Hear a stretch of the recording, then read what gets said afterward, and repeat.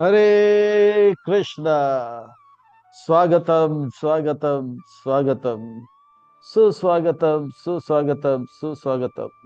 अंतर्राष्ट्रीय कृष्ण भावना भावित संघ इस्कॉन की ओर से प्रस्तापित भगवद वाणी भगवद गीता 18 अध्याय 18 दिन 18 सत्र के यह पहले अध्याय पहले दिन पहले सत्र में आए के अनुष्ठान में आए आप सब भक्तों का, धर्म प्रेमियों का, कथा प्रेमियों का, सत्संग प्रेमियों का, अतिथियों का, आजीवन सदस्यों का, श्रोताओं का, सोशल मीडिया के माध्यम से सुनने वाले श्रोताओं का भी, और भविष्य में रिकॉर्डिंग के माध्यम से सुनने वाले श्रोताओं का भी हृदय के गहराई से प्रेम पूर्वक हार्दिक स्वागत करते हैं।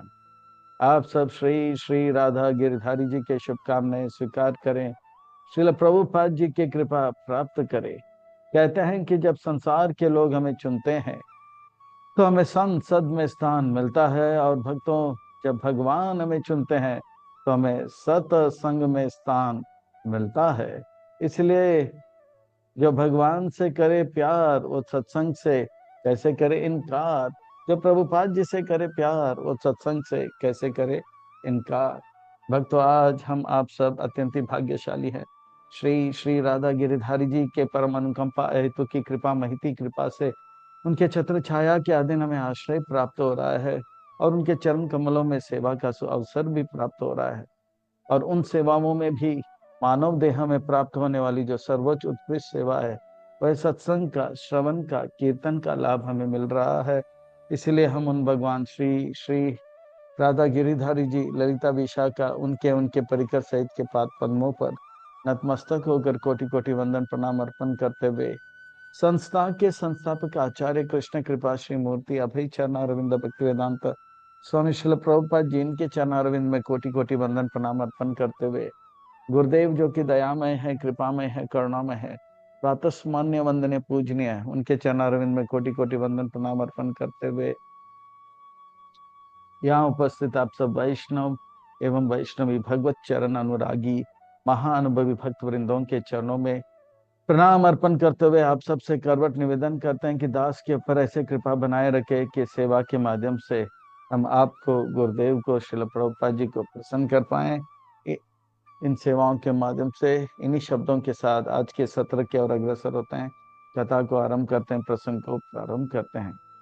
भगवद वाणी श्रीमद भगवद गीता बड़ा पावन है, पवित्र है, मंगल है, शुभ है, दिव्य है, आध्यात्मिकता से लबालब भरा हुआ है, भक्ति से रचा पचा हुआ है, हम भक्तों के लिए हितकारक है, कल्याणकारक है, लाभदायक है, क्योंकि श्रीमद भगवद गीता का अर्थ है सुंदर भगवान का गीत। मैं तो कहता हूँ ये सुंदर प्रेम का गीत है। भगवान श्रीमद का अर्थ होता है सुंदर, भगवत का अर्थ होता है भगवान का, गीत का अर्थ होता है गाना। मैं तो कहता हूँ ये सुंदर प्रेम का गीत है। भगवान के हृदय में, कृष्ण के हृदय में जो दया है, कृपा है, करुणा है, कृपा है, वो उबर उबर के उबर उबर के उबर उबर के उनके मुखारविंद से अर्जुन के, उनके मुखारविंद से अर्जुन के माध्यम से मानो कि भगवान हम सबको आदेश, संदेश, उपदेश दे रहे हैं और कह रहे हैं कि मैं आप सबसे प्रेम करता हूँ। आप सबसे मुझसे रूठ कर, अलग रहकर क्यों अलग हो? आ घर लौट आ जा, आप मेरे बातों को मानो। मैं आपको इतना सुख दूंगा, इतना सुख दूंगा जो हमारा चाह है, जन्मसिद्ध अधिकार है, अपार अनंत सुख जो बढ़ता रहे, जिसमें कोई रुकावट ना हो, उस प्रकार का सुख मैं दूंगा। भगवान जो भी कहते हैं सच कहते हैं, सच की सेवा कुछ नहीं कहते। भगवान जीव के हित के लिए, मंगल के लिए, कल्याण के लिए कह रहे हैं कि उनके बातों को मानो, घर लौट आ जाओ। तो जब हम भगवान की बातों को मानेंगे, भगवान सुख के भंडार हैं, कृष्ण सुख के स्रोत हैं, उनसे भी ज्यादा सुख देने का वो वादा करते हैं और ये सच कहते हैं। भगवत गीता के ये पहला अध्याय का शीर्षक है अर्जुन विषाद योग। विषाद यानी कि वेरी सैड योग। वो दुखी है। क्यों? क्योंकि अर्जुन बना रहा है एक योजना जो कि है भगवान की योजना से अलग। इस अध्याय को और अच्छी तरह से समझने के लिए और आत्मसंग्रह करने के एक छोटा सा भूमिका की ओर चलते हैं। एक गांव में एक बालक बहुत परेशान था, और उसका परेशानी का कारण वो कुछ दिनों से कुछ खाया नहीं था। एक संत गया, महात्मा गया, बोला वत्स, दुखी क्यों लग रहे हो, हमेशा सुखी लगते हो? बोला मैं इतने दिन से खाया नहीं। बोला कौन सा व्रत चल रहा है, भीष्म पंचक चल रहा है कि कार्तिक चल रहा है? बोला वो कुछ नहीं, मैं ऐसे ही बैठा हूँ और कुछ खाया नहीं हूँ। बात क्या है? तो उन्होंने सब बताया कि मैंने सोचा कि ये भगवान का योजना है कि मैं एक ही जगह पे पड़े रहूं और लोग मुझे आके खिलाएगा, ऐसा क्यों? तो मैंने से देखा एक जंगल में एक लोमड़ी जो है वो लंगड़ा रहता था और वो कुछ करता नहीं था, पर एक शेर आके उसे खिलाता जाता था। ऐसा क्यों? बोला कि मैं जंगल में इसलिए गया क्योंकि मैं चोरी करते हुए पकड़ा जा रही रहा था, जान बची लाख उपाय हो गया। ऐसा क्यों? फिर वो बालक ने कहा उनका असली कहानी, वो आलसी लड़का था, घर वालों ने भगा दिया, बोला कि घर बैठे बैठे रोटी तोड़ता रहता है, खाते और मोटा होता रह रहा है। तो फिर अड़ोस पड़ोस के लोग खा खिलाते थे, फिर अड़ोस पड़ोस के लोग भी जान गए ये तो मोटा ही होते जा रहा है, तो उसको भगा दिया उससे। तो चोरी करने लगा। तो फिर जो है मरता क्या नहीं करता, जंगल में बैठ गया पेड़ के ऊपर। तो सियार को देखा, वो भी सियार लंगड़ता हुआ आ रहा था, तो वो लोमड़ी लंगड़ते हुए आ रहे, तो देखा था अरे इसका तो खेल खत्म। पर देखा एक शेर आया तो बोला कि अब तो ये तो महाप्रसाद ही हो जाएगा शेर का।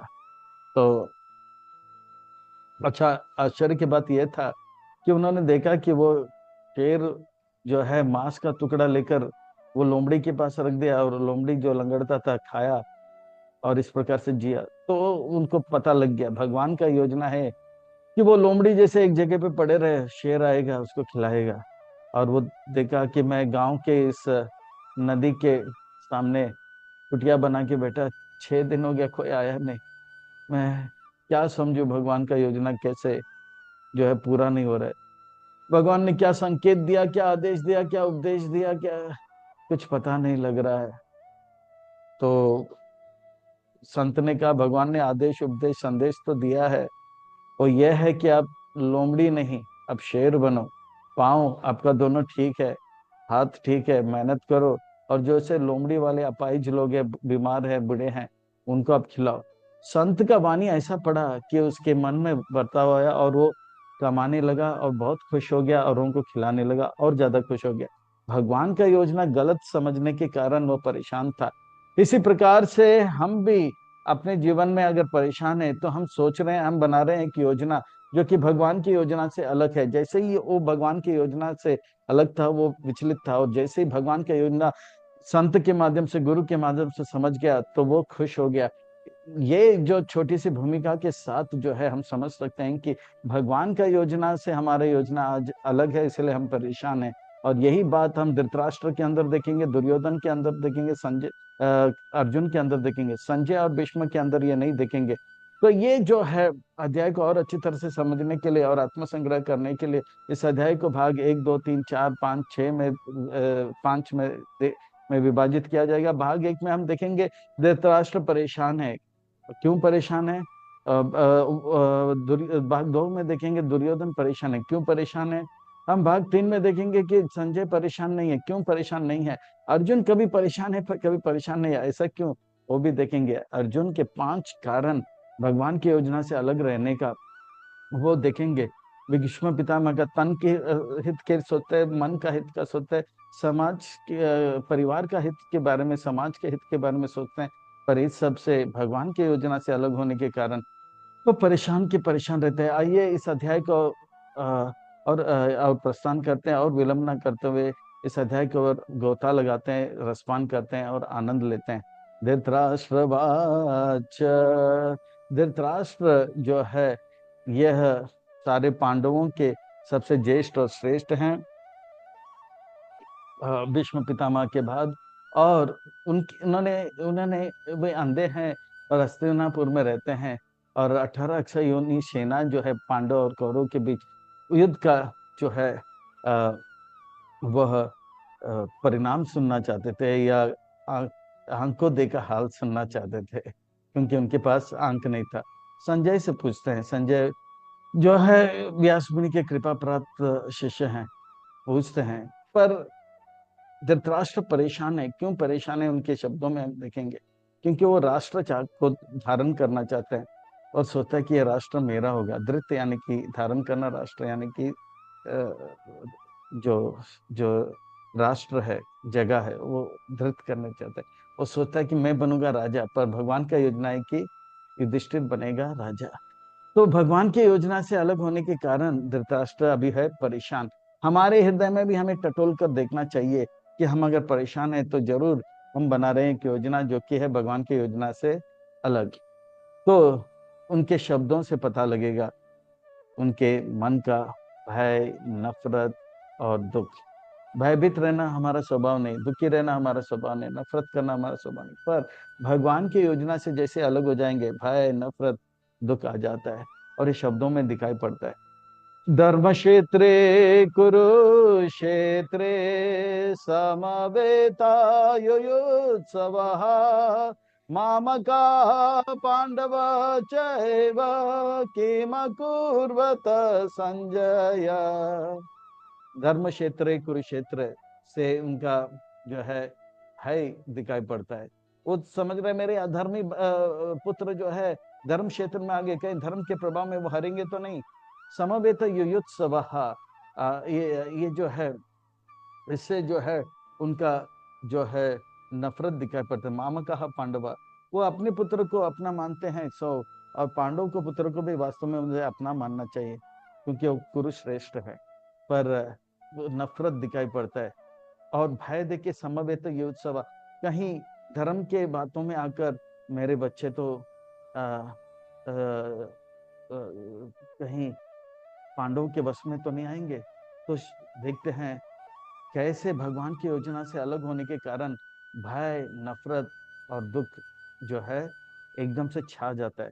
परेशान हो जाते हैं कि मकुर तो संजय, पूछ रहे हैं क्या कर रहे हैं। अरे दोनों लड़ने के लिए आए हैं, मर मिटने के लिए आए हैं, तो लड़ेंगे, मरेंगे, मिटेंगे। पर वो दर्द, भय और नफरत जो था भगवान की योजना से अलग होने के कारण परेशानी उनके अंदर दिखाई पड़ते हैं। हम भी आजकल परेशान हैं तो जरूर हम बना रहे हैं योजना जो कि भगवान की योजना से अलग है। जैसे एक भिखारी बहुत गरीब और भूखा है, उनके सामने राजभोग आ गया है,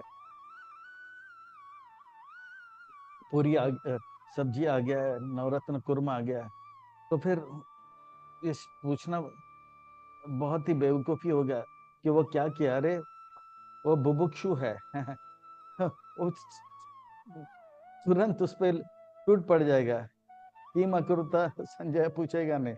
तो इसी प्रकार से वो ये लोग लड़ाई के लिए, युद्ध लड़ने की इच्छा से आए, तो तुरंत लड़ेंगे नहीं तो मरेंगे।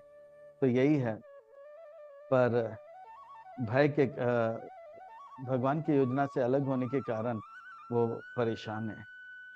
संजय ने कहा ठीक है, आपने कहा मामा कहा पांडव चेव, तो श्लोक नंबर 2 से लेके 11 तक मामा कहा आपके पुत्र के बारे में, वो भी आपके पुत्र में धृतराष्ट्र के बारे में। उसके बाद पांडवस चेव, और पांडव के पुत्र में वो भी अर्जुन के बारे में बताएंगे। 700 श्लोक। संजय वाच, संजय का अर्थ होता है जो सम्यक रूप में जय प्राप्त करेंगे सारे दुश्मन के ऊपर, और दुश्मन बाहर नहीं अंदर है, वह बाद में देखें। तो दृष्ट्वा तु पाण्डवानीकां व्यूढं दुर्योधन सदा आश्चर्यमुपसंगम्य राजा वचनमब्रवीत्। ये पांडवों को, सेनाओं को देखकर, जो जिस सेना का रचना जो है आचार्य आप दुर्योधन, दुर्योधन जो है पांडवों के सेनाओं का रचना को देखकर दुर्योधन आपका पुत्र जो है आचार्य उपसंगम्य, यानी कि आचार्य द्रोणाचार्य के पास जाते हैं और राजा इस प्रकार से कहा।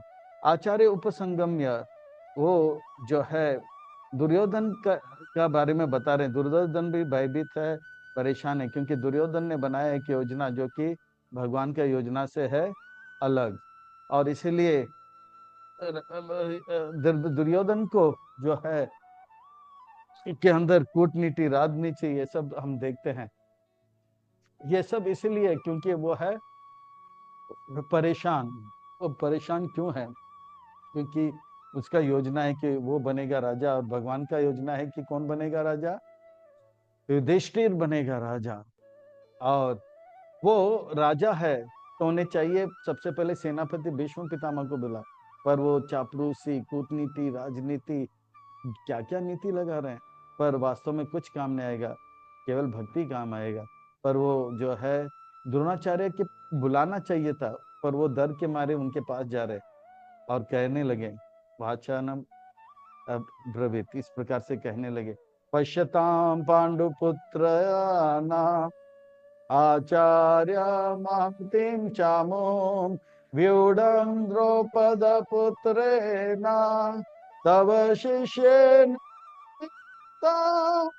देखो पांडवों का पुत्र हो, उनके सेना के रचना, ये जो है द्रोणाचार्य आपका शिष्य जो है वो द्रौपद का पुत्र के द्वारा किया था। और सबको पता है ये द्रौपदी जो है वो द्रोणाचार्य का दुश्मन है, और द्रौपद ने संपत लिया था कि मैं एक ऐसा पुत्र का जन्म दूंगा जो कि द्रोणाचार्य का वध करेगा। और द्रोणाचार्य को दुर्योधन सावधान कर रहे हैं, देखो पांडव पुत्रों का सेनाओं का रचना, ये द्रौपद द्रौपद का नाम ले रहे हैं और उनको भड़काने का प्रयास कर रहे हैं। देखो छल कपट, कूटनीति, राजनीति, भय, नफरत, ये सब जो है इसलिए क्योंकि भगवान की योजना से उनका योजना है अलग। लोग बड़े भाव के साथ, चाव के साथ जो हॉरर मूवी देखते हैं, अरे भैया हॉरर मूवी सब देखने की कोई आवश्यकता नहीं है। हाँ वो कौन थी, भूत बंगला, प्यासी भूतनी, हाँ ऐसे ऐसे पिक्चर सब देखने की, दरवाजा देखने की कोई आवश्यकता नहीं। अरे भगवान की योजना से एक योजना अलग बना दो, हमारा जीवन इतना भयावह हो जाएगा, खतरनाक हो जाएगा और दुखदायक हो जाएगा, हॉरिबल टेरिबल और मिसरेबल हो जाएगा, भूत भी भाग जाएंगे, बोलेगा रही है तो क्या काम का। तो अर्जुन दुर्योधन जो है कितना कूटनीति, राजनीति, नफरत उनके हृदय में है, हम सब देख सकते हैं। वीरम द्रौपद पुत्रेना, वो धृष्टद्युम्न नाम है पर वो नाम नहीं लेते, द्रौपद का नाम लेके भड़काने का प्रयास कर रहे। तब शिष्य, आपको पता था ना, वो आप पूरे दुनिया में वायरल हो गया था कि जब से यज्ञ में उनका जन्म हुआ द्रौपद पुत्र धृष्टद्युम्न के, कि वो आपको मारने वाला, फिर क्यों उसको, अभी अब गलती फिर से मत करना, अभी युद्ध चालू है, अब अर्जुन के पक्षपात मत करना और बड़ा सावधान रहना। यानी कि वो इतना चालाकी कर रहा है, कूटनीति कर रहा है, सब इसलिए क्योंकि भगवान की योजना से है, उनका योजना है अलग। अष्टसुर अत्रसुर महिषो असा भीम अर्जुन समायुधे युयुडाना विराटश्च द्रौपद मारता। और वो बता रहे हैं ये जो सैनिक निरीक्षण जब होता है युद्ध में, तो सेनापति जो है खबर देता है, खबर जब दिया जाता है तो सामने वाले का देता है, खबर दुश्मन की फिर खबर अपनी। तो अभी दुर्योधन के लिए दुश्मन कौन है, पांडवों का बता। अच्छा, पांडवों में अर्जुन सबसे श्रेष्ठ था है और अभी भी श्रेष्ठ है, पर वो भीम से बचपन से पिटाई खाता था, डर के मारे भीम का नाम आ रहा है। भीम है, अर्जुन है, युद्ध में युयुडाना नाम के बड़ा योद्धा है, विराट नाम के एक योद्धा है, और द्रौपद का नाम फिर से लेते हैं, वो सब महारथी है। महारथी है ना, एक साथ जो है 10,000 लोगों को मार सकते हैं, इसको महारथी कहते हैं। दृष्ट केतु काशी राजश्च वीर्यवान् पुरोजित कुंती सभ्यश्च नरपुंगवान्। कुछ लोग वीर्यवान है, इतना वीर्यवान है कि वो महारथी, अतिरथी जैसे जो है युद्ध में है, दृष्ट केतु, केचिताना और काशी राजे। कुछ लोग नरपुंगवान, नरों में बड़े श्रेष्ठ जो है नायक जैसे हैं, वीर जैसे हैं, पुरोजित कुंती भोज सभ्य। महारथियों का नाम लेते हैं, अतिरथी का नाम लेते हैं, वीर्यवान का नाम लेते हैं, नरपुंग का नाम लेते हैं। इस प्रकार से खबर दुश्मन की। युद्ध मनुच विक्रांत उत्तम जो च वीर्यवान सुभद्र द्रौपदेश्च सर्व। इस प्रकार से और महारथियों का भी नाम ले रहे हैं, नरपुंगवानों का भी नाम ले रहे हैं और वीर्यवानों का भी नाम ले रहे हैं। युद्धमणि का सुभद्रा के पुत्र अभिमन्यु का नाम ले रहे, द्रौपदी के 5 पुत्र भी हैं, और उत्तम जो युद्धमना, ये सब नाम लेके बता रहे हैं। ये उनके दुश्मन के पक्ष में है, पर हमारे पक्ष में कौन कौन है इसका वर्णन अब किया जाएगा, यानी कि दुर्योधन के पक्ष में कौन कौन है। खबर अपनी, अस्माकांतु विशिष्टा ये तानि बोधम द्विजोत्तमा नायका मम सैन्यस्य संज्ञार्थम तान ब्रवीमीते। हे द्विजों में श्रेष्ठ, तो थोड़ा मस्का पॉलिश भी कर रहे हैं आप, ब्राह्मणों में श्रेष्ठ है। हाँ, हमारे में भी नायक हैं, सैनिक हैं, उनके बारे में भी सुन लो। तो उनका अब भीष्म पितामह जो है 456 यानी कि 456 साल के श्रेष्ठ हैं, ज्येष्ठ है, उनका नाम पहला आना चाहिए। पर मस्का पॉलिश में जो है जब काम है तो गधे को भी बाप बनाने वाले दुर्योधन जो है द्रोणाचार्य का नाम पहले डाल देते हैं, भगवान यानी कि आप, फिर भीष्म। भगवान भीष्म च कर्ण च कृपा च समातिं जया अश्वता कर्ण च सौमादते सतेव च। सुनो खबर अपनी, आप हो भीष्म पितामह कर्ण है, तो कर्ण को भी मस्का पॉलिश, भीष्म पितामह को भी कृपाचार्य का भी नाम लेते हैं। आप सब हमेशा जय को प्राप्त करते हैं, और द्रोणाचार्य के पुत्र का भी नाम ले लेता है अश्वत्थामा, यानी कि वो खुश रहे। विकर्ण जो है एक भाई है, जो द्रौपदी के वस्त्रण के समय पे थोड़ा सा बोला कि ये गलत है, तो उनको भी मस्का पॉलिश करने के लिए कि आप भी मेरे साथ रहो, शंख बजने से पहले इधर का उधर हो सकता है, तो उनको भी रुका दिया। सोमदत्ती तथैव च, इन सब का नाम ले रहे हैं। इसके सिवा सुनो, अन्य च बहु सुरा मदर्ते त्यक्त जीविता नाना शस्त्र प्रहाराना सर्वे युद्ध विशारदा। हमारे सेनाओं में बहुत सारे युद्ध योद्धा है जो युद्ध में विशारद है, श्रेष्ठ है, नाना शस्त्र प्रकार से, और सूरगन है, नायक है, और मद अर्थे त्यक्त जीविता, ये जो है वाक्य बहुत ही महत्वपूर्ण है। मानो कि सरस्वती उनके जीवा में आके बोलते हैं कि आपके सेना जो है आपके लिए लड़ेंगे, आपके लिए लड़ेंगे और मरेंगे। ये एक धर्म युद्ध है जिसमें देखिए युद्ध आहार गलत नहीं है, आ? आहार निद्रा भय में तो इस संसार में कुछ भी गलत नहीं है, कुछ भी सही नहीं, सब कुछ सही है और सब कुछ गलत है। सब कुछ सही है अगर भगवान की सेवा में लग जाए, और सब कुछ गलत है अगर भगवान की सेवा में नहीं। अगर खा रहे हैं तो भगवान का अर्पण प्रसाद करें तो सही है, अगर लड़ रहे हैं भगवान के धर्म का रक्षा के लिए तो सही है। पर अगर खा रहे हैं जो भगवान को अर्पण नहीं, वो गलत है। अगर हम लड़ रहे हैं पर भगवान के धर्म के हित के लिए नहीं, तो वो गलत है। तो लड़ना भी गलत नहीं है, तो ये धर्म युद्ध है, ये सही है। तो कुछ तो मद अर्थे त्यक्त जीविता, तो इस युद्ध में या तो मरेंगे या जीतेंगे। तो सरस्वती जी दुर्योधन के जीवा में बैठ के कह रहे हैं कि ये लोग सब मरने वाले हैं, और इस का अर्थ हो गया जो मरेगा वो हरेगा, और जीत, इसके शब्द में जीतेगा कौन, जिएगा कौन, पांडु जिएगा, और जीतेगा कौन, पांडव का जय होगा। अन्य च बहु सुरा मदर्ते त्यक्त जीविता नाना शस्त्र प्रहारा ना सर्वे युद्ध विशारदा। और वो कहते कि अपर्याप्तम तदस्माकं बलम भीष्म विरक्षितम् पर्याप्तम तवमिदमेतेषां बलम भीमा विरक्षितम्। हमारा सेना जो है भीष्म पितामह के द्वारा सुरक्षित है। भीष्म पितामह का आयु क्या है, जो श्रेष्ठ है और ज्येष्ठ है, 456 कितना, 456 456 साल के हैं। वो बहुत ही प्रभावशाली है, अपर्याप्तम है, असीम है। पर जो पांडवों का सेना है वो 150 साल भीम के द्वारा जो है सुरक्षित है, वो पर्याप्त है। तो हम लोग को डरना नहीं चाहिए। पर्याप्तम है ना कि भीम का द्वारा रक्षित है।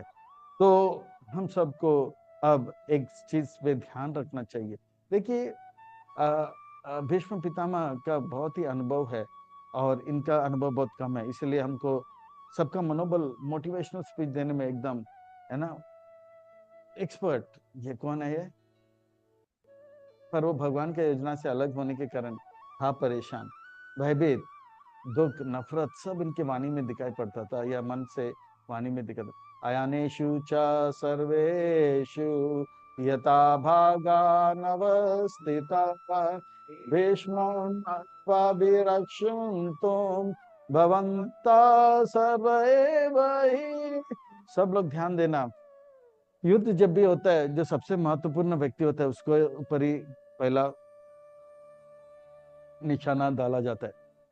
यानी कि सेनापतियों में इनके सेनापति जो है भीष्म पितामह, अगर सामने युद्ध करे पीछे से भी कोई मार सकता है। इसलिए दुर्योधन जो है सबको सावधान दे रहे हैं कि आप सब जो है भीष्म पितामह लड़ता होगा, पर आजू बाजू दाहिने बाएं आपसे कोई हमला आएगा, उनका रक्षा जरूर करो। भीष्म एवं अभिरक्षण तुम।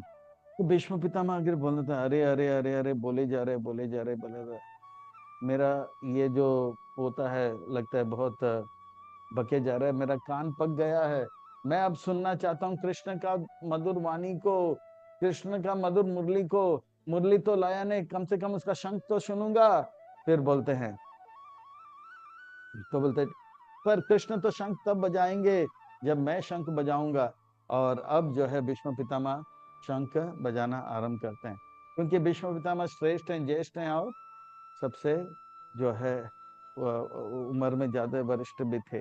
तो इसलिए यहाँ पे वो शंख बजाते हैं, क्योंकि भीष्म पितामह 4 5 6 साल के, कितने 456 साल के।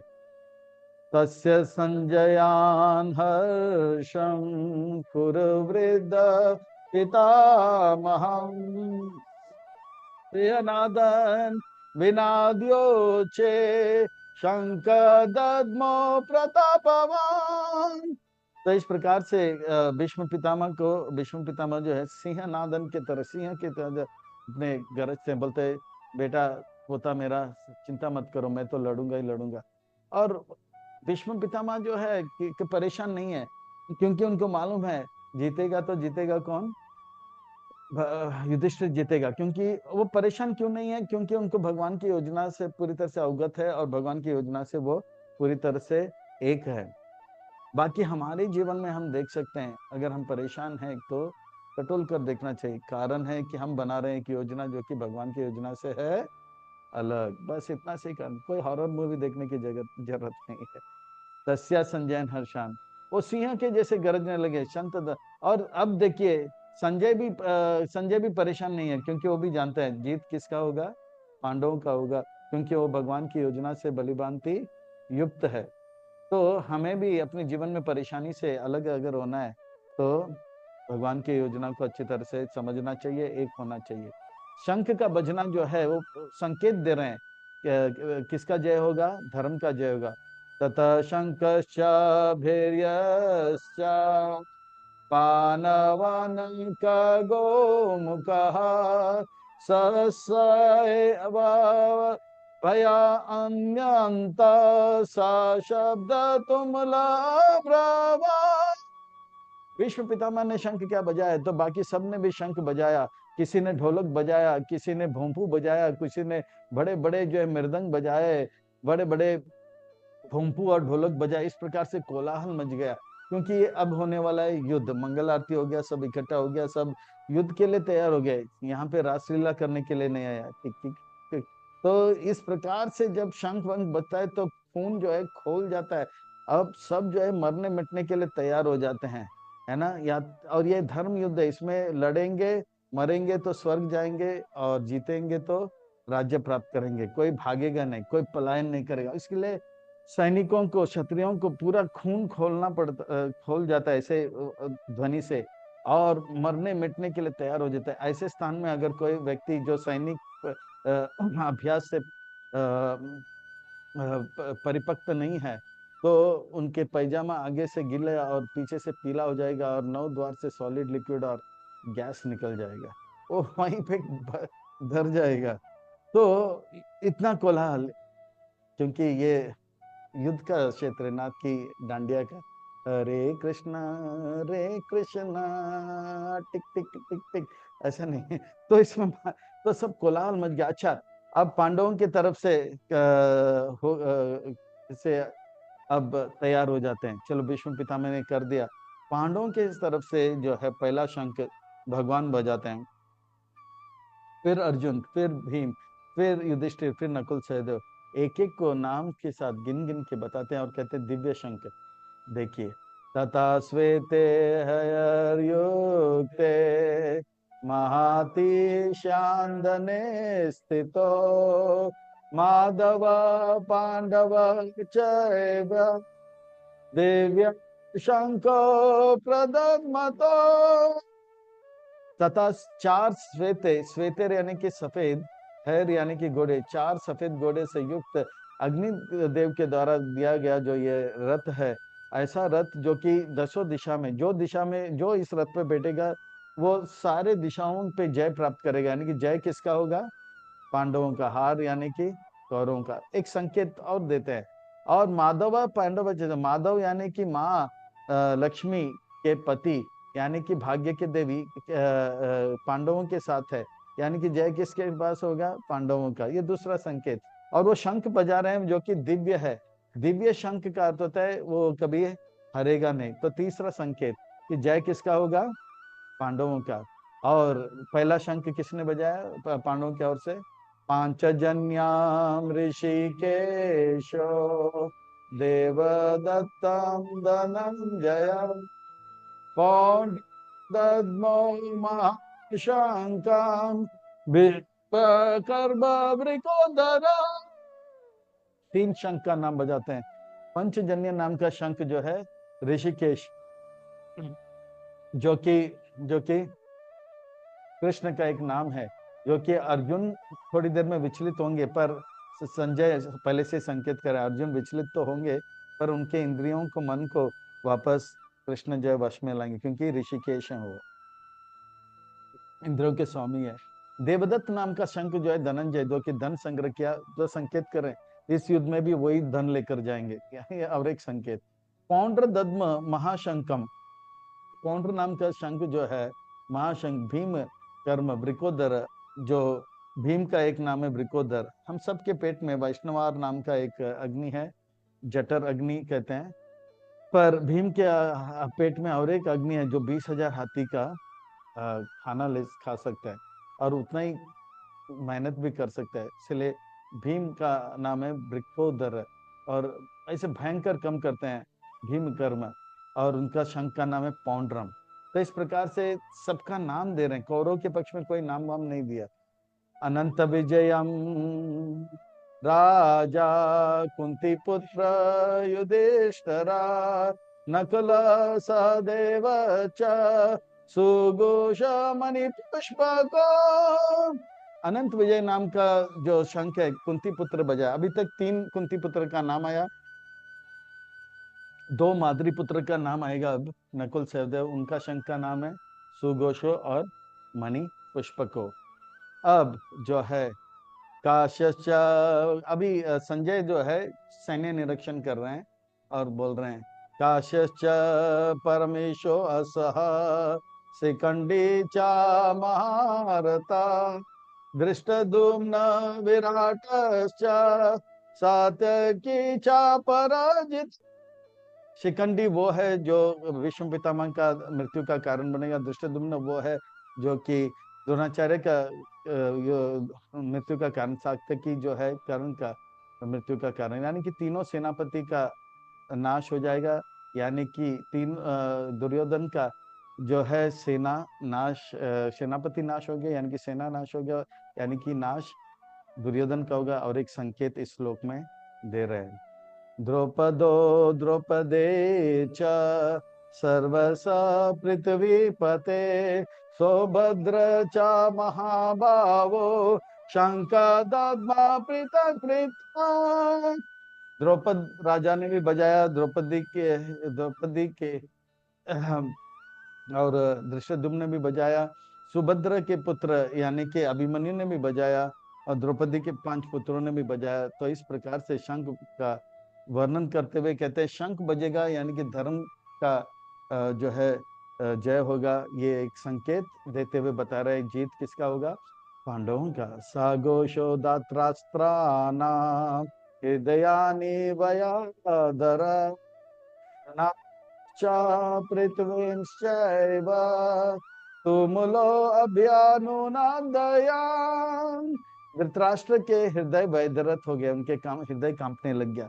यानी कि उनके जब दुर्योधन के पक्ष से शंख बजा, पांडवों के पक्ष में कोई भय नहीं आया, पर दुर्योधन के पांडवों का जब शंख बजा तो इनके हृदय कांपने लगे। हृदय कांपने का अर्थ होता है डर गया, और हिंदी में एक कहावत है, जो डर गया वो मर गया, और जो मर गया वो हार गया। यानी कि हार किसका होगा? कौरव का होगा। जीत किसका होगा? पांडवों का। इतना ही नहीं, पूरा आकाश फटने लगा, भूमि कांपने लगा। और ऐसे परिस्थिति में कुछ लोगों का, जिनको अभ्यास नहीं है, उनका पैजामा आगे से पतलून हो या पैंटालून हो, वो आगे से गीला और पीछे से पीला हो जाएगा, और नौ द्वार से सॉलिड लिक्विड और गैस निकल जाएगा। अब जो है अर्जुन का वर्णन आएगा। अब अर्जुन जो है कहता है कि मैं भी सैन्य निरीक्षण करूंगा। ठीक है भाई, आप भी कर लो। तो अर्जुन अब युद्ध करने के लिए तैयार है। अतः व्यवस्थितान् दृष्ट्वा धातराष्ट्रान् कपिध्वजः परावृत्य शस्त्र संपाते धनुरुद्यम्य पांडवा ऋषिकेशं तदा वाक्यम इदम आह महीपते। तो अर्जुन जो है, ये संजय कह रहा है कि अर्जुन उस वक्त वहां पे खड़ा था, एक रथ जिसके ऊपर जो है हनुमान जी का ध्वज था। तो हनुमान जी ने भी वादा किया था, जब भी आप को सबसे ज्यादा मेरी आवश्यकता रहेगा, मैं उपस्थित रहूंगा। जहाँ पे हनुमान और जहाँ पे राम होगा, वहां पे जय होगा। ये और एक संकेत है। और इस प्रकार से उस रथ पे आरूढ़ होकर, जिसमें कपिध्वज हनुमान था, उस पे अब अर्जुन कुछ कहने वाले हैं। क्या कह रहे हैं? अर्जुन का अर्थ होता है सरल। सरल का अर्थ होता है जो कहता है वही करता है, जो करता है वही कहता है। अर्जुन वाच सेनयोर उभयोर मध्ये रथम स्थापय में अच्युता यावद एता निरीक्ष्य अहम युद्धो कामम अवस्थिता। दोनों सेनाओं के बीच में ये रथ लेकर जाओ। हे अच्युत कृष्ण, मैं निरीक्षण करना चाहता हूँ कौन कौन जो है युद्ध करने के लिए आए हैं, और उनके सेना का रचना को भी और अच्छी तरह से देखना चाहे। भगवान बोलते सावधान हो जाओ अर्जुन, क्योंकि आप दुश्मनों को नहीं, मित्रों को देखोगे, रिश्तेदार को देखेंगे, दोस्तों को देखेंगे, और जो है युद्ध करने का जो भाव है वो त्याग करके मित्रता और रिश्तेदारी और प्यार जताओगे। नहीं नहीं, मैं जो है युद्ध करूंगा, ले जाओ सेने। और ये अच्युत, कृष्ण को अच्युत करके समझाते हैं, क्योंकि अच्युत का अर्थ होता है जो कभी च्युत नहीं होते। यद्यपि वो भगवान है, अगर वो ड्राइवर का काम भी करें, फिर भी इसका अर्थ यह नहीं कि अब वो उनका उनका जो है आध्यात्मिक, उनका जो बल है, सौंदर्य है, ज्ञान है, वो कम हो गया है। खेर्मया सह योद्धव्यम् अस्मिन् रणसमुद्यमे। हे अच्युत, आप दोनों सेनाओं के बीच में लेकर जाना। मैं देखना चाहता हूँ कौन कौन किसके साथ मुझे युद्ध करना है।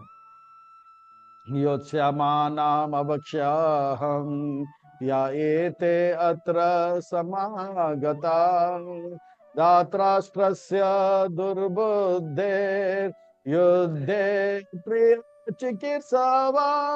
ये धृतराष्ट्र के दुर्बुद्धि जो पुत्र लोग हैं, उनको मैं अच्छी तरह से देखना चाहता हूँ, और उनको अच्छी तरह से सबक सिखाना चाहता हूँ।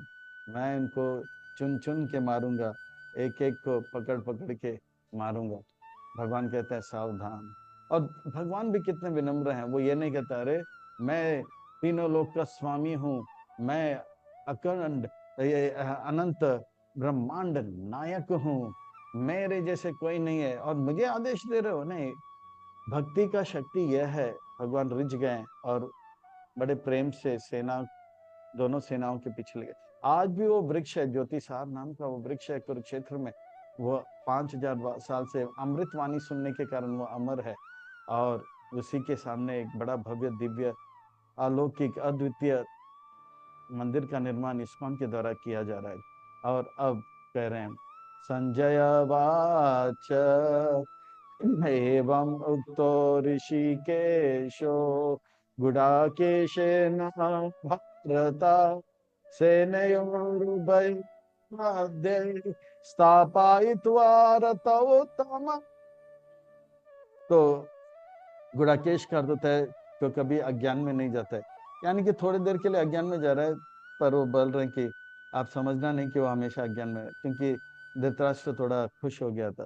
पर गुड़ाकेश है ना भारत ऋषिकेश, अर्जुन है, कृष्ण है वहां उनके साथ, जो कि ऋषियों के स्वामी है, फिर से उसके मन और इंद्रियों को वापस ट्रैक में लाएंगे। दोनों सेनाओं के बीच लेकर आया। अब जो है अर्जुन देखते तो देखते किसको देखते हैं, एकदम से वो भीष्म पितामह को देखते हैं, द्रोणाचार्य अपने गुरु को देखते हैं, पितामह को देखते हैं, कृपाचार्य को देखते हैं, और वो जो है दुश्मनी का दुश्मन, वो जो लड़ने का जो भाव है, युद्ध करने का जो भाव, वो चला जाता है और रिश्तेदारी में बदल जाता है, प्रेम में बदल जाता है। और भगवान कहते हैं, मैंने कहा ना, भीष्म द्रोण प्रमुख सर्वेषां च महाइक्षितान् वाच पात पश्येतान् समावेतान् कुरुनीति। बोलता है ये सब मेरे दोस्त है, मित्र है, सगे संबंधी है। भगवान कहते हैं कि सावधान, आप जो है अब युद्ध करने का भाव को त्याग करके प्रेम करने का भाव त्यागोगे, और वही हो जाता है।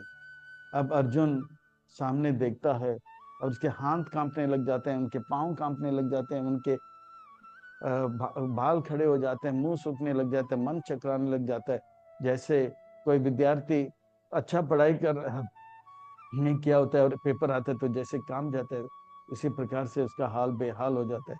तत्र पश्यत स्थितान् पार्थ पितॄनता पितामहा आचार्य मातुलान् त्रीन् पुत्रान् पौत्रान् सखीन् तथा ससुरान् सुहृद चैव सेनयोर उभयोर अपि। अब अर्जुन जो है, अभी तक तो ठीक था उसका हाल, क्योंकि वो भगवान की योजना था कि अर्जुन करेगा युद्ध, तो ठीक था। अब अर्जुन बना रहे एक योजना कि अर्जुन नहीं करेगा युद्ध, इसीलिए अर्जुन जो है अब थोड़ा सा विचलित होने वाला है।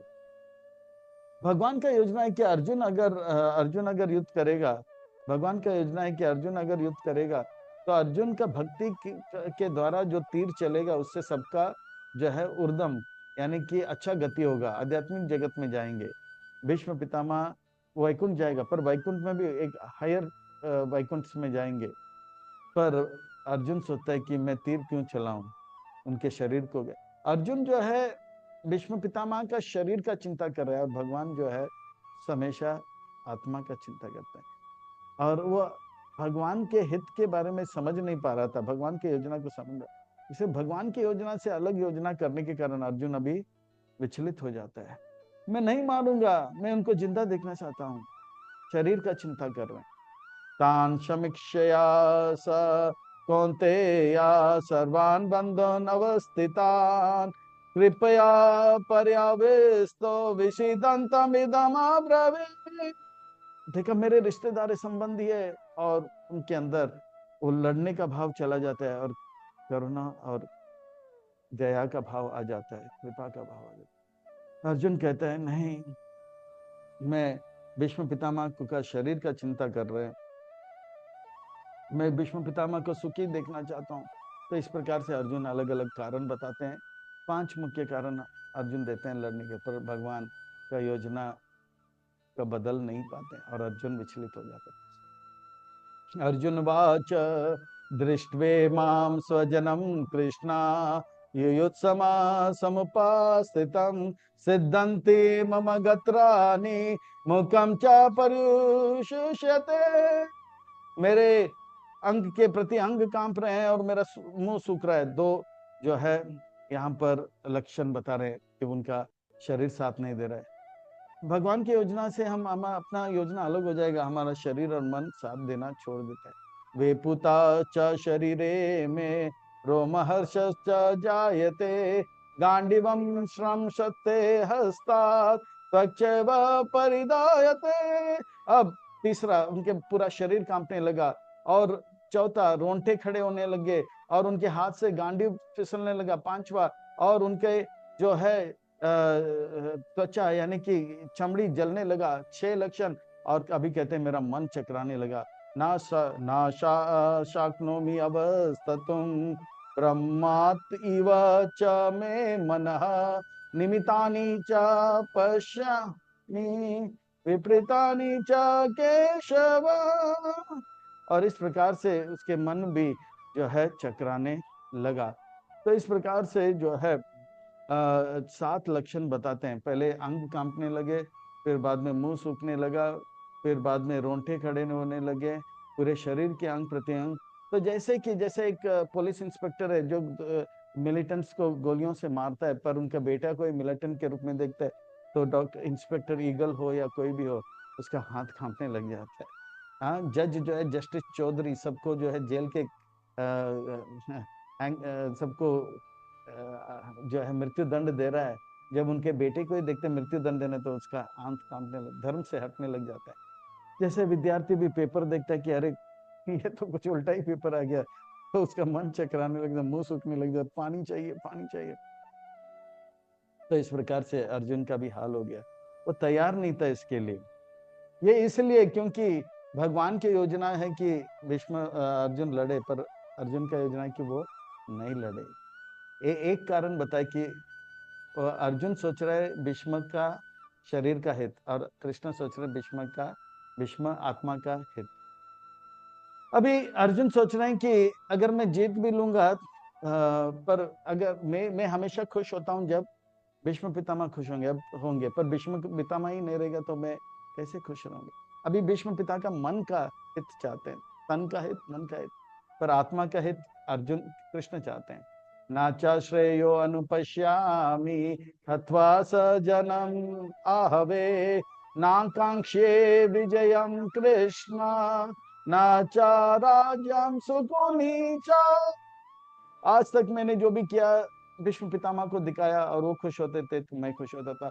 इतना बड़ा राज्य में जीत भी लूंगा, पर भीष्म पितामह को तो नहीं रहेंगे, क्यों किसको दिखाऊं, तो जीत के भी कोई लाभ नहीं होगा। देखा जाता है समाज में लोग सब दिखावा ज्यादा करते हैं, है ना। जैसे बूढ़े लोग तरुणियों से शादी करते हैं और उनको तो कुछ लेना देना नहीं रहता है, पर वो तरुणियों को देख वो लोग वो, क्योंकि वो लोग देखने वाला जल जाता है, ये बूढ़े के पास इतना सुंदर स्त्री है। वो लोग दुखी होते तो ये खुश हो जाते। इसी प्रकार का कुछ अर्जुन का भी, वो अपने लिए नहीं, दूसरों को जलाने के लिए अच्छे अच्छे गाड़ी सब लेके कपड़े पहनते हैं। किम नो राज्यं गोविंदम किम भोगे जीविते नवा एषाम अर्थे कांक्षितम नो राज्यम भोग सुकुनी च। क्या होगा अगर भीष्म पितामह देखने वाले नहीं होंगे तो। ताई में अवस्थिता युद्धे प्राणम त्यक्ता धनानि च आचार्य पित्र पौत्र च तत च पितामह। ये सब नहीं रहेंगे तो ये सब बड़ा राज्य लेकर मैं करूंगा क्या। मातुल श्वासुर पौत्र शैल संबंध तथा एतान् हन्तुमिच्छामि ज्ञातो अपि मधुसूदना। आप मधुसूदन हो, मधु नाम के असुर को मारा, ना कि अपने रिश्तेदारों को। आप मेरे रिश्तेदारों को मारने के लिए क्यों कह रहे हो, अपनी योजना को बदलो कृष्ण। पर भगवान जो भी करते हैं सबके हित के लिए करते हैं। तो भगवान ने योजना बदला ने, फिर अर्जुन फिर कहते हैं अपि त्रैलोक राजस्य हेतो किम नो मही कृते निहत्या दात्राष्ट्रान्नः का प्रीति स जनार्दना। अब जन का पालन करने वाले हो, जन को मारने के लिए क्यों करे, योजना बदलो ना कृष्ण। पर भगवान बदलते नहीं है। अर्जुन भीष्म पितामह का तन का हित चाहता है, फिर ये इन श्लोकों में भीष्म पितामह का मन का हित चाहते हैं, फिर भी भगवान योजना नहीं बदलते हैं। फिर अब अपने रिश्तेदारों का हित के बारे में सोचते हैं, फिर भी भगवान जो है कहते हैं आप लड़ोगे तो इनके तीर चलेगा तो सबका हित होगा। वो अर्जुन समझ नहीं पा रहे। अब अपने रिश्तेदारों के हित के बारे में श्लोक नंबर 36 से लेके 27-28 में बताएं। पापामेव आश्रयाद अस्मान् हता एतानातातायिना तस्मान् नरः वयं हन्तुं दात्राष्ट्रान् स्वबन्धना स्वजना ही कथम हत्वा सुखनी श्याम माधव। हे श्याम माधव, आप सबका भाग्य देखते हो, पर आप सबका पुण्य भाग्य के बारे में बात कर आपको सोचना चाहिए, पर आप मुझे पाप के कार्य में क्यों लगा रहे हो? दोस्तों को, सगे संबंधियों को मारने के लिए क्यों कर रहे हो? आप इनके सेवा के बारे में कहो, पर मुझे पाप में क्यों लगता? तो भीष्म पितामह का तन का हित, भीष्म पितामह का मन का हित, अभी जो है रिश्तेदारों का हित के बारे में सोच रहे हैं, फिर भी भगवान कुछ कहते नहीं है। यदि अपि एते न पश्यन्ति लोभोपाहता चेतसा कुलशय कृतं दोषं मित्रे द्रोह च पातकम्। पाप लगता है जब हम अपने रिश्तेदार संबंधी दोस्तों को मारते हैं। आप ऐसे कार्य में क्यों लगा रहे हो मुझे? कथम ना जेयम अस्माभिः पापदस्मान् निवारितं कुलशयं कृतं दोषं प्रपास्याभि जनार्दन। अब जन का पालन करने वाले हो, जनार्दन हो, जन को मारने के लिए क्यों कह रहे हो? आप इस पाप कार्य में क्यों लगा रहे हो? अभी समाज के हित के बारे में, भीष्म पितामह का तन का हित, भीष्म पितामह का मन का हित, अब जो है समाज का हित, परिवार का हित, अभी समाज के हित के बारे में बात कर रहे हैं। पर भगवान कह रहे हैं आप अगर तीर चलाओगे तो उस तीर में इतना भक्ति है का सबका हित हो जाएगा। पर अर्जुन उस बात को समझ नहीं रहा है। अर्जुन आध्यात्मिक हित के बारे में नहीं सोच रहा है जो भगवान सोच रहे हैं, और बोल रहे हैं कि भीष्म पितामह का शरीर का हित, मन का हित, परिवार का हित, और अभी जो है समाज के हित के बारे में सोच रहे हैं, पर वो आध्यात्मिक हित के बारे में नहीं सोच रहा है। कुलशय प्रणशांति कुल धर्म सनातन धर्म कुल कृष्ण अधर्म विभावता।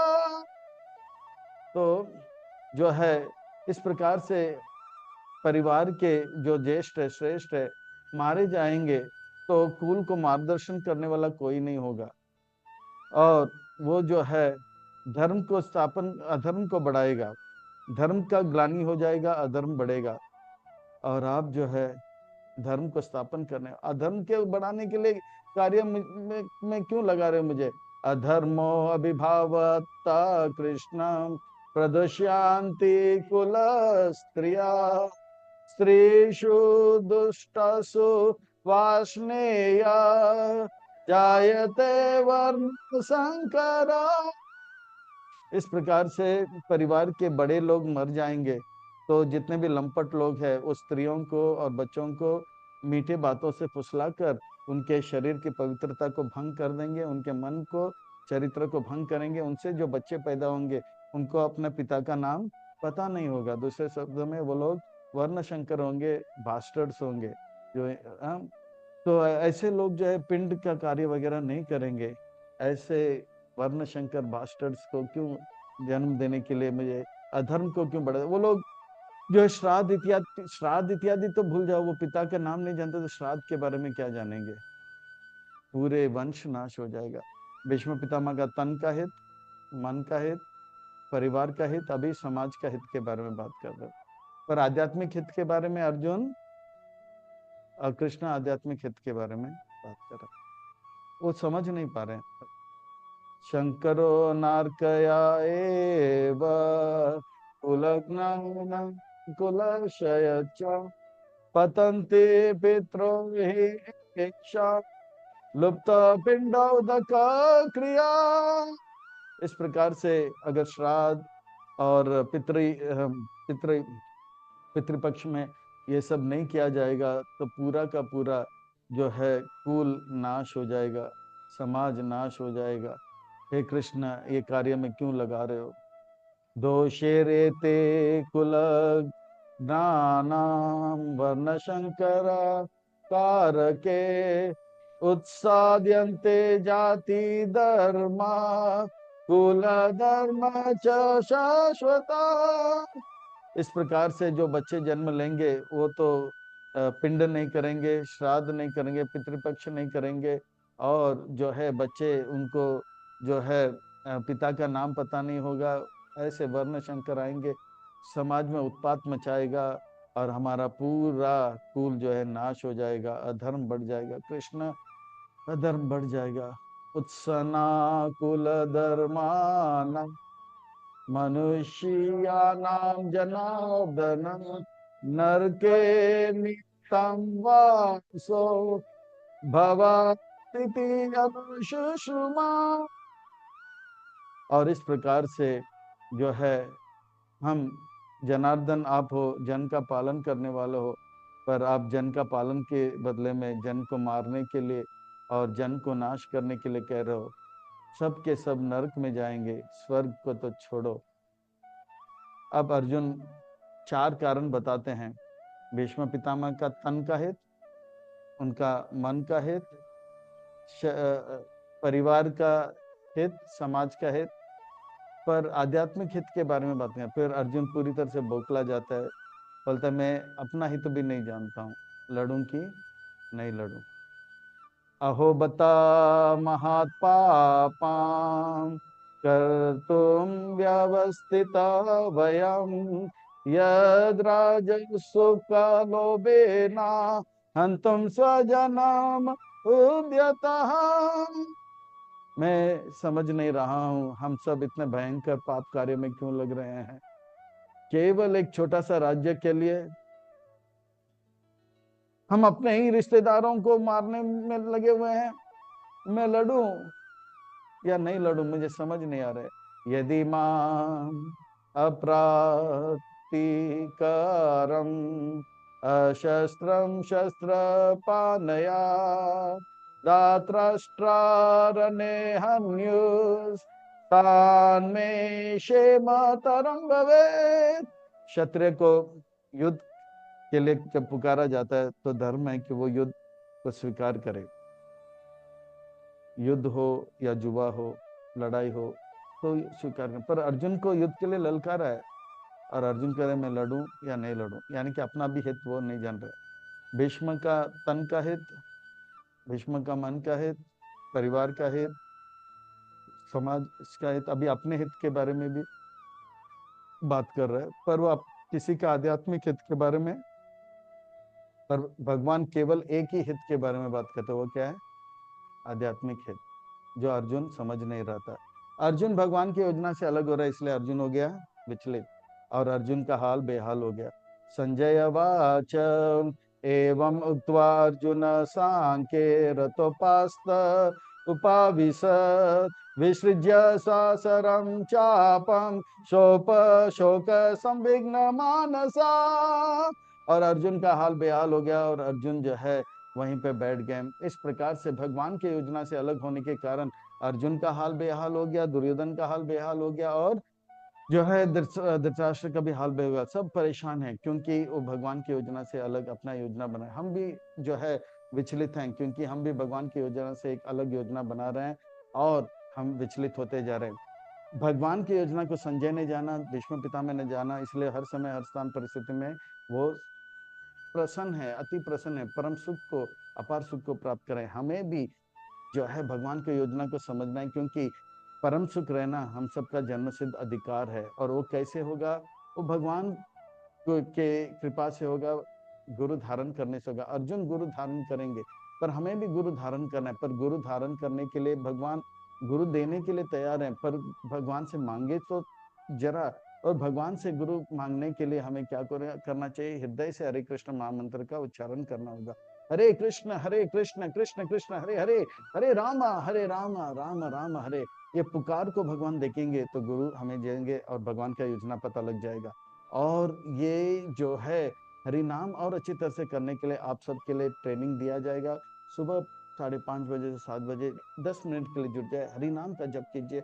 जरूर गुरु आएंगे, भगवान का योजना हमें पता लग जाएगा और हमारा जीवन सफल हो जाएगा, सार्थक हो जाएगा और बहुत ही आनंदमय हो जाएगा। और इस प्रकार से हम अपने भगवान की योजना को समझ के अपने जीवन को सार्थक कर पाएंगे। हरे कृष्णा, हरे कृष्णा, हरे कृष्णा, कृष्णा कृष्णा हरे